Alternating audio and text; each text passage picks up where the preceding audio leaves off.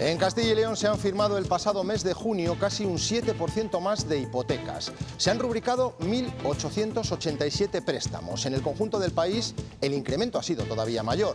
Hoy analizaremos las perspectivas del mercado inmobiliario después del verano. Buenas tardes. La vivienda continúa siendo una de las mayores preocupaciones de los ciudadanos. Los que no pueden comprar optan por el alquiler, como hacen sobre todo los jóvenes que se independizan por primera vez. Hoy en Valladolid la ministra ha visitado una promoción que se está construyendo precisamente para los jóvenes. Marta Ropero. Sí, la ministra ha visitado las obras de la calle Mieses, donde se ubicarán esas 50 viviendas de alquiler joven, un sector muy castigado por la crisis de la vivienda. Pedro Sánchez ha reiniciado sus vacaciones. Pasará 2 días en Andorra, pero después tendrá que comparecer en el Congreso. Lo hará a petición propia para evitar tener que hacerlo obligado por sus socios. Hoy ha habido debate en la Diputación Permanente del Congreso. Alba Villalba. Sí, precisamente ahí se ha aprobado que Pedro Sánchez comparezca el próximo jueves en el Congreso, pero también se le ha reprochado que vuelva a irse de vacaciones con la crisis en Ceuta sin resolver. Al Congreso también ha llegado el debate de si el CNI dio el aviso y el choque entre Margarita Robles y Grande Marlaska, cada uno con una versión diferente que continúa sin resolverse. En Castilla y León han ardido este año 35.000 hectáreas de superficie arbolada. Hoy conoceremos cómo se actúa con la madera quemada. La Junta ha aprobado una norma para agilizar su retirada. Una mala gestión puede dañar las zonas de monte que se han salvado de los incendios. Otros incendios, los de Madrid, nos dejan hoy una curiosa historia en Belorado, en Burgos. Celebran sus fiestas y no está uno de sus vecinos ilustres. Sicone perdió su casa en la Sierra Madrileña y trabaja en el desescombro. Sus compañeros de Peña recaudan fondos vendiendo zurracapote para ayudarle con los gastos.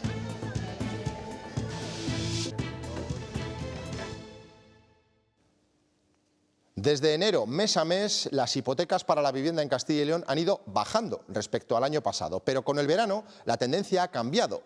Hoy hemos conocido que en junio se firmaron casi 1.900 operaciones, un 6,8% más, y su importe medio roza los 123.000 euros. Con este panorama y con el Euribor al alza, nos hemos preguntado cómo se presentan los próximos meses para el sector inmobiliario. Y no parece que vayan a bajar los precios.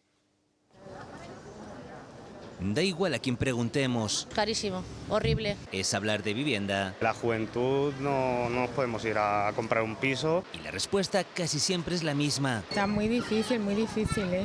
Para la gente joven y para la gente mayor. Y no, de cara a los próximos meses. Los precios desde luego van a seguir subiendo. No se espera que bajen los precios, ni siquiera que se estabilicen. Porque el coste de construcción es espectacular. Lo que ahora cuesta 1.300, 1.200 euros metro cuadrado, hace 4 o 5 años se construía por 700. No ayuda tampoco que siga faltando viviendas de obra nueva, unas 25.000 en Castilla y León. Por eso este año la compraventa está teniendo altibajos y de cara a los próximos meses. Nuestra perspectiva es que la bajada va a seguir produciéndose en número de unidades, pero muy acompasada. Vamos a acabar más o menos en una cifra intermedia entre las que se vendieron entre el año 24 y el año 25. Menos oferta, menos ventas y más precio. Y por si fuera poco, como el alquiler sigue subiendo y mucho, pues hay un trasvase evidente del alquiler a la compra. Por eso que el Euribor haya vuelto al entorno del 3% no preocupa al sector. Parece que hace unos años estaba un poquillo mejor. Otra cosa es la calle. Ni me lo imagino de momento. Yo me lo planteo en todo caso, pues mudarme con alguien. Y a corto plazo nada.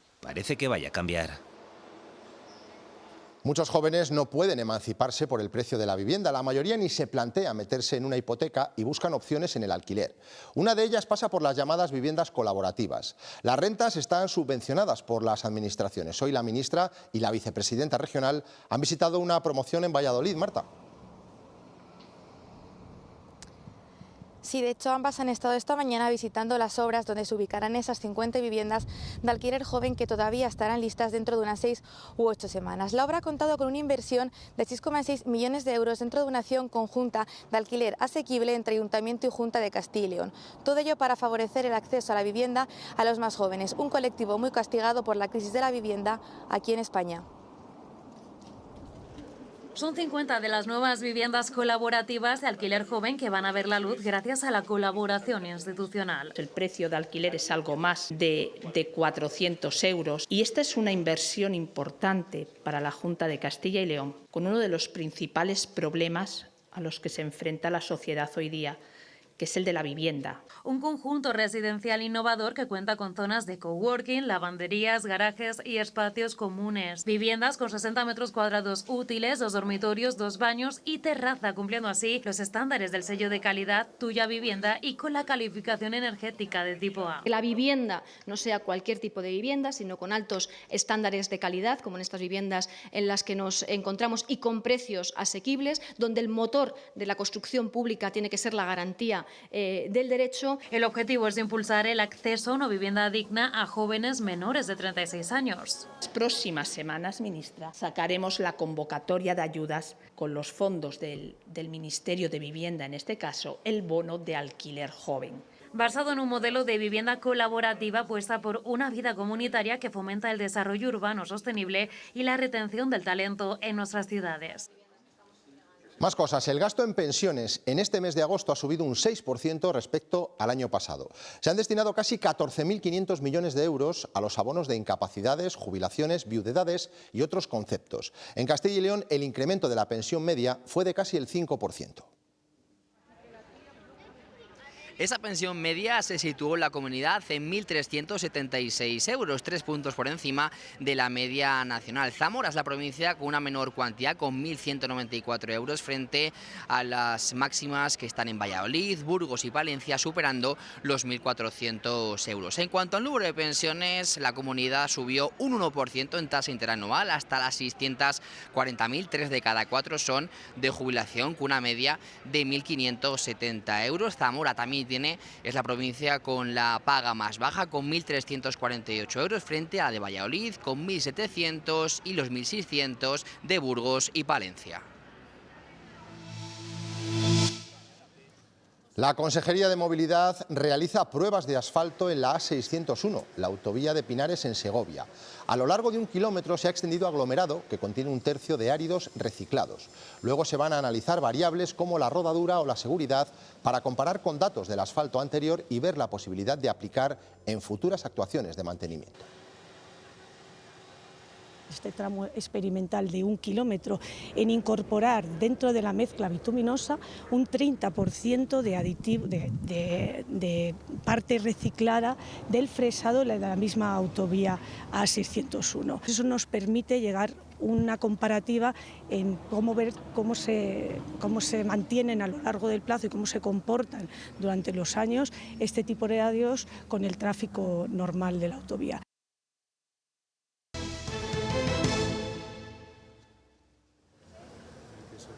El presidente del Gobierno va a comparecer el día 9 en el Congreso para hablar sobre la crisis de Ceuta. Lo hará a petición propia. Sánchez había registrado esta mañana su petición para el día 9 de septiembre, pero varios grupos parlamentarios, incluidos algunos socios del Ejecutivo, han alertado de que esa fecha llegaba tarde y han conseguido adelantar la cita para el jueves de la próxima semana. Se ha aprobado en la mesa del Congreso, donde hoy la oposición ha criticado que Sánchez vuelva a irse de viaje con la crisis migratoria sin resolver. Volvemos contigo, Alba.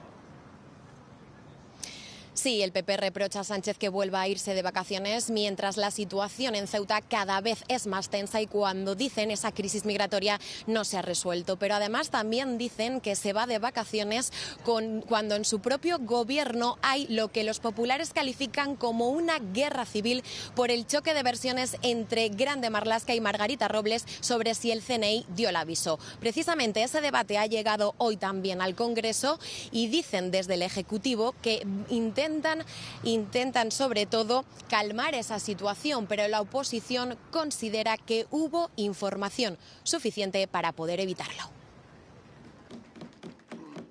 La Diputación Permanente debatía sobre plenos extraordinarios y comparecencias del Gobierno por la crisis de Ceuta, mientras la conversación en el Congreso versaba también sobre el aviso del CNI un día antes de la avalancha migratoria. Un hecho con dos versiones que se evidenciaban ayer en el choque entre Defensa e Interior. Pero trasladan y dar cuenta. No había ningún informe. El PP sostiene que el Gobierno tenía información, Y reprocha a Pedro Sánchez que se vaya de viaje a Andorra con una guerra civil en su ejecutivo y sin solucionar la crisis. La situación en Ceuta cada vez es más tensa y el gobierno está a palos, acusándose de mentir unos a otros. Vox y Podemos coinciden en dar veracidad a la ministra de Defensa. Dimitir en bloque, porque lo sabían y no han hecho absolutamente nada. Tiene una virtud, Margarita Robles, y es que tiende a decir la verdad. PSOE y Sumar tratan de poner paz entre ministros. Las dos cosas pueden ser verdad a la vez.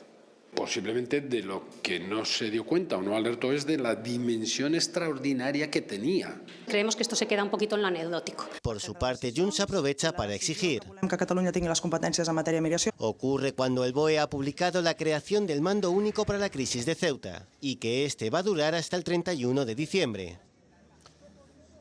El vicepresidente primero de la Junta ha remitido una carta a la ministra de Juventud junto con los vicepresidentes de Aragón y Extremadura, en la que califica de bochornoso que el Gobierno central esté pensando en cómo distribuir a los menores en vez de apostar por el retorno a Marruecos.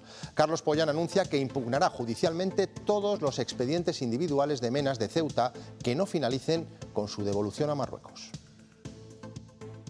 Tiene que hacer unos expedientes individualizados, tiene que hacer una serie de pruebas, tiene que hacer una serie de procedimientos que tiene que cumplir antes de tomar una medida, sea la que sea. Pero desde luego la legislación nacional y la legislación internacional es muy clara.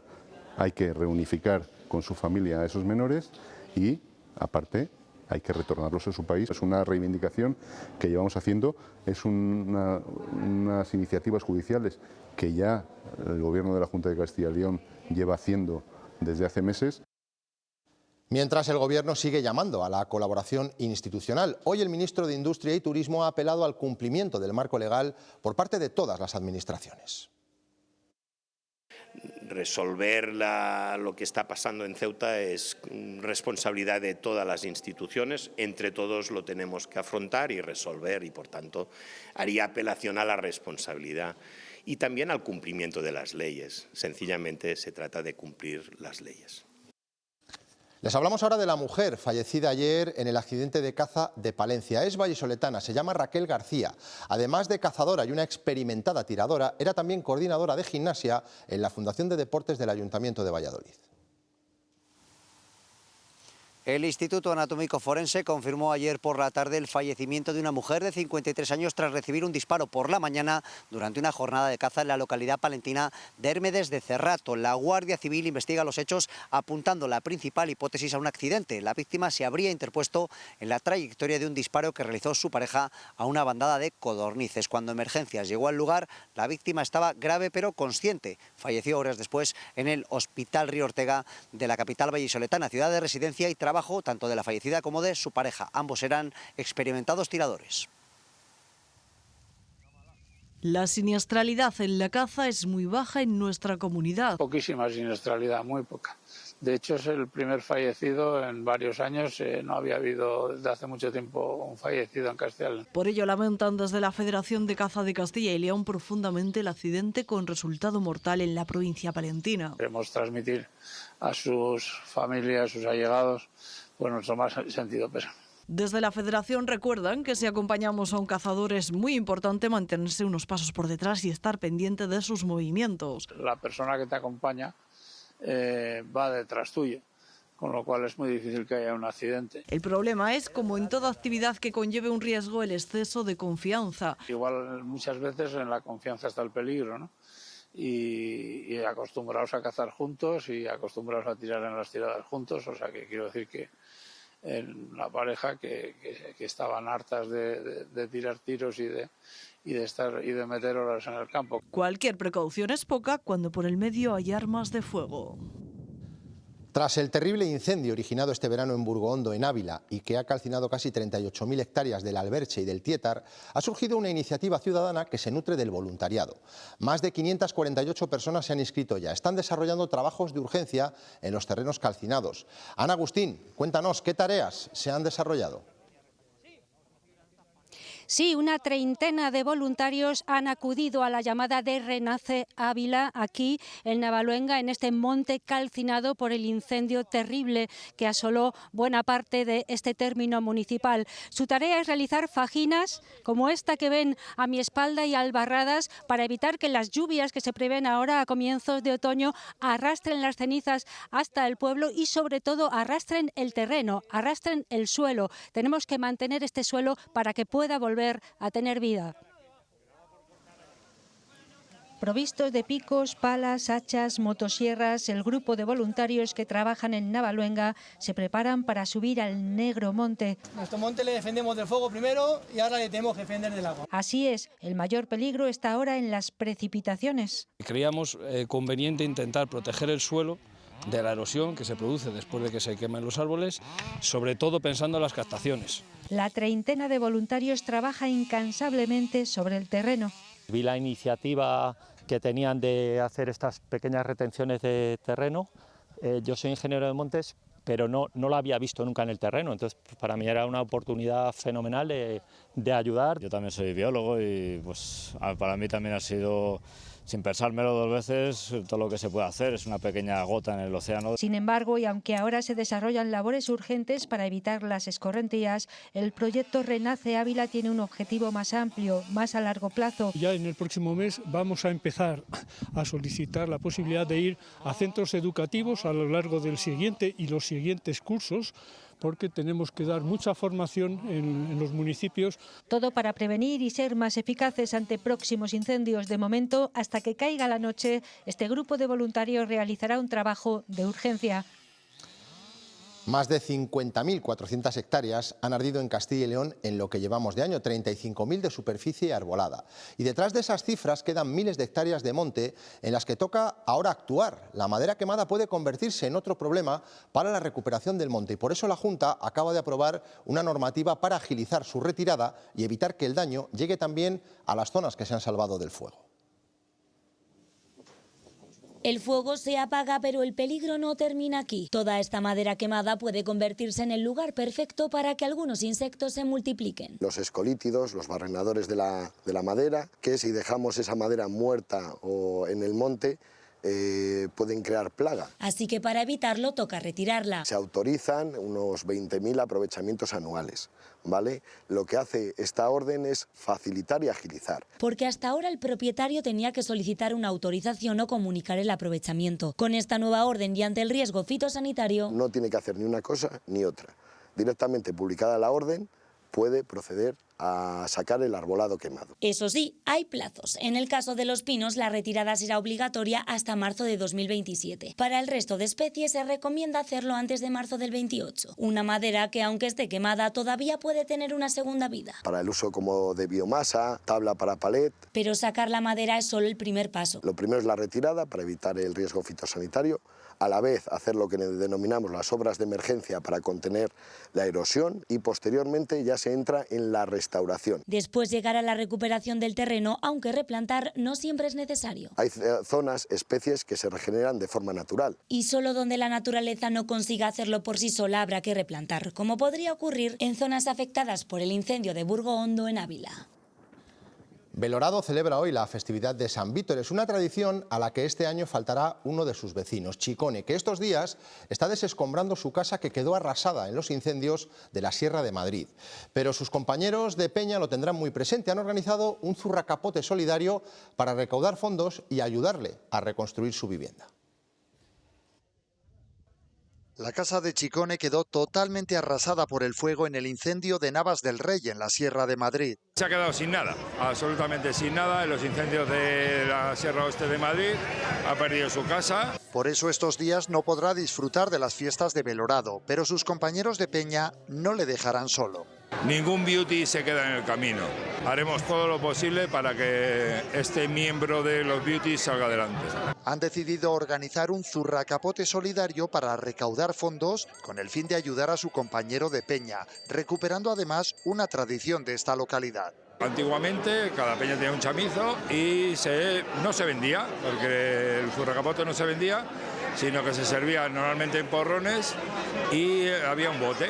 Y los resultados están siendo espectaculares. El primer día han agotado las 150 botellas que habían elaborado. Me acaban de confirmar que hemos superado los 1.100 euros solamente en una mañana. Temen que no habrá tiempo para hacer una nueva remesa de cara al próximo domingo, aunque sí participarán en el concurso gastronómico. Por supuesto, el premio, en caso de conseguirlo, va a ir directamente a nuestro amigo. Lo que tienen claro es que la próxima semana ya tendrán listo más zurracapote en el arranque de las fiestas de Gracias para seguir ayudando a Chicone. Estamos en vísperas de la manifestación de los sindicatos agrarios para protestar por el incremento de precios de fertilizantes y gasóleo. Especialmente preocupado está el sector del cereal. Hoy en León, desde Ugal, nos confirman que precisamente la cosecha de cereal ha bajado un 40% y que las ayudas no terminan de llegar. No han podido cobrar esas ayudas, a los pocos que se las han resuelto. Entonces, eso siempre está paralizando y retrasando el avance de nuestras explotaciones. Nos piden relevo generacional, pero luego no hay una realidad de ayuda rápida, que es lo que necesitamos en el campo. Los agricultores piden ayuda para poder mantener el cultivo del cereal. La administración o quien corresponda tiene que hacer un esfuerzo porque si no el sector va a morir. Advierten de que ya no pueden afrontar las pérdidas. Los principales problemas que podemos ver ya son los precios de venta de nuestros productos y los altos costes de producción que siguen sin bajar y que siguen muy elevados desde hace varias campañas. Estamos totalmente ahogados, estamos ya tirando de ahorros porque llevamos 2 campañas en las cuales producir nos cuesta dinero. Y la tendencia que estamos viendo estos últimos días es que los combustibles siguen subiendo, que es un coste muy importante que tenemos. Los fertilizantes también unos sobrecostes con respecto a la campaña pasada, que ya de por sí eran bastante elevados, todavía son más caros. Solicitan subvenciones para afrontar la situación. A punto de empezar una nueva sementera, pedimos que se concreten esas ayudas, que pedimos que sean ayudas directas, que sean rápidas. Lo que solicitamos son precios justos para nuestros productos y también solicitamos que la Junta de Castilla y León apoye de la misma manera que el Gobierno central con 150 millones de euros la actividad agraria.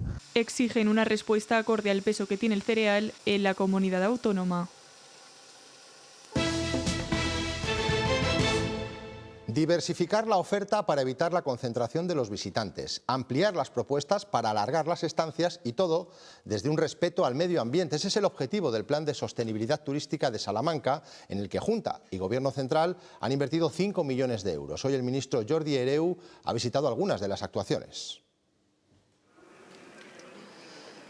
La visita obedece al resaltar 2 espacios museísticos de la ciudad de Salamanca que han formado parte de este plan de sostenibilidad turística. Uno es la rehabilitación del edificio de la Fonda de Veracruz y otro un nuevo Hieronymus que muestra partes que hasta ahora no se habían visto de la Catedral de Salamanca. Castilla y León y Salamanca siguen siendo un motor muy importante en toda España dentro del turismo de interior.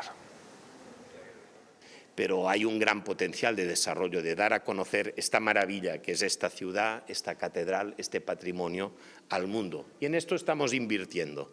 Y yo creo que invertir en calidad es invertir en la triple sostenibilidad, la sostenibilidad ambiental, la sostenibilidad social del modelo, que en definitiva es la garantía de la sostenibilidad económica del modelo turístico español. La consejera de Educación ha visitado hoy las obras del CEIP Miguel Delibes en Aldeamayor de San Martín, en Valladolid. El verano es la mejor época para realizar este tipo de trabajos en los centros educativos de toda la comunidad. Es lo que ha destacado María Pardo esta mañana. Estas reparaciones, mejoras y sustituciones, pues en el global de la comunidad autónoma de Castilla y León para este verano, pues hablamos de 370 actuaciones de este tipo, unas más grandes, otras más pequeñas, y hablamos también de una inversión que ha rondado los 27 millones de euros. ¿Qué tipo de actuaciones son? Pues desde cubriciones de patios hasta mejoras de envolventes, sustituciones de carpintería. El PSOE va a pedir en las Cortes que se extienda la gratuidad de la matrícula universitaria a todos los cursos de los grados. Plantean que se haga de forma paulatina y vinculado al rendimiento académico. Los socialistas piden también que se cambie el sistema a una exención y no una subvención, como ha planteado la Junta para el primer curso de este año. Que no se trata de una matrícula gratuita, se trata de una subvención en concurrencia competitiva, en unas bases que no sé cuándo se van a publicar, y lo que no da es absolutamente certidumbre a las familias, ¿no? Ellos nos hablaban de certezas y aquí lo que prima es la incertidumbre. El presidente de la Junta se ha reunido hoy con directivos de Ibermutuamor justo en el momento del relevo en la dirección territorial de la compañía, que pasa a desempeñar ahora Laura Torme. Y otro encuentro, el que ha mantenido el vicepresidente de la Junta con representantes de la Fundación Personas. Esta entidad está manteniendo encuentros con diferentes instituciones públicas para dar a conocer sus necesidades en la atención a personas con discapacidad intelectual y sus familias.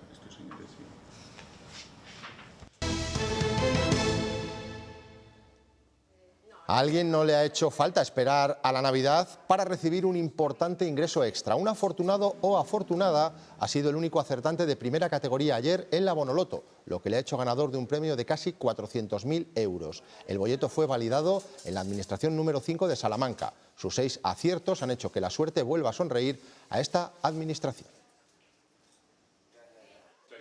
Muy contentos, la verdad. O sea, llevamos pocos años, 3 años, y ya hemos dado 2 premios, uno de la Nacional y otro de la Bonoloto, y bueno, el antiguo lotero había dado más premios, pero bueno, muy contentos. Nos gustaría que fuera un cliente de los habituales, de que vienen todos los días, pero bueno, si no es así, enhorabuena al que le haya tocado y que lo disfrute. Estamos esperando a dar el gordo, a ver si nos acompaña la suerte y por lo menos damos un pellizquito que se alegre todo el mundo.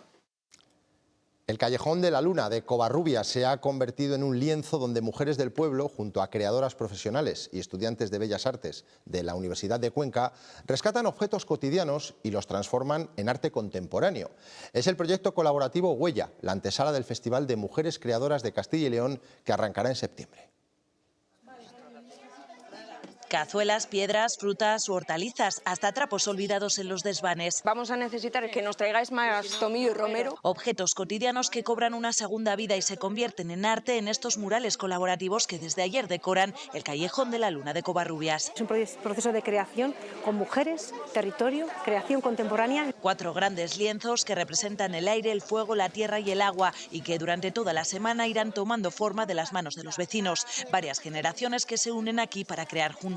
Y cada mujer, sin saberlo y con este tipo de procesos, va a elegir dónde ubicarse, va a aparecer ahí su proceso colaborativo. Mujeres como Elena, que durante años han sostenido la vida rural de los pueblos y que ahora se convierten en protagonistas de estos murales. Todavía no lo saben, que muchas de ellas van a aparecer en esos lienzos plasmadas, que eso es lo que más me divierte a mí, cuando ellas descubren que son una verdadera obra de arte. Guiando el proceso creativo, 2 artistas burgalesas. Estamos totalmente integradas y las mujeres son maravillosas. Junto a ellas, 6 alumnas de Bellas Artes becadas por el proyecto Aula Albura, financiado por el Ministerio de Cultura. Todo lo que estamos aprendiendo y todo lo que nos está aportando el pueblo es único. Una experiencia colectiva que sirve de antesala a la 8ª edición del Festival de Mujeres Creadoras. Se titula Sin lindes, habitar la tierra en libertad, como una reflexión de por qué es tan difícil ahora vivir en los pueblos. Con esta reflexión, el festival arrancará el jueves 3 de septiembre y para entonces estos 120 metros de tela habrán dejado de ser un lienzo en blanco para convertirse en la memoria de todo un pueblo.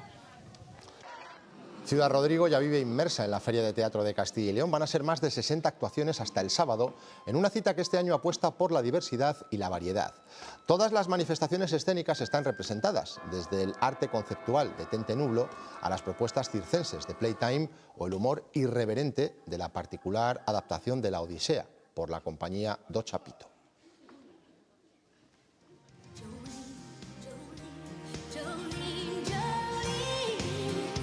Hoy toca decir adiós a la voz de la reina del country, Dolly Parton, cantante, actriz y compositora de canciones tan icónicas como este Jolene, ha fallecido en Tennessee a los 80 años, víctima del cáncer. En 6 décadas de carrera, además de incontables premios y reconocimientos, también recibió el cariño incondicional del público gracias a su carisma y a su simpatía.